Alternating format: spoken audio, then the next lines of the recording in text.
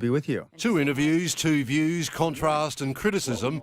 Tony Abbott and Malcolm Turnbull on the lessons of the Trump election. More and more people are feeling less and less represented by mainstream political parties. Mainstream politicians ignore at their peril. While he accepts disillusionment here is real, Malcolm Turnbull says Australia's different, blaming the proposed Medicare co-payment in Tony Abbott's 2014 budget for a fertile ground of voter mistrust. They felt they'd been let down, it had come as a shock, and what we have to do is rebuild the trust. I'm just being honest here. There's no point in me trying to spin to you.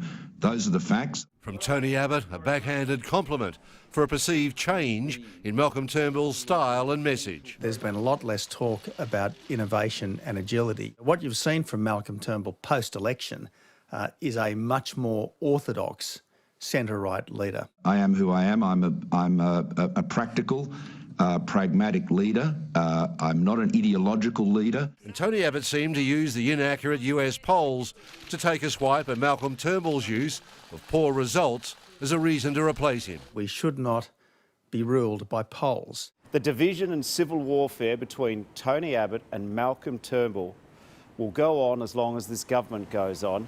From a former Labor Prime Minister, a call for Australia to stand on its own 2 feet, to be less reliant on the United States. We've had more or less a tag-along foreign policy, tag-along the United States. It's time to cut the tag.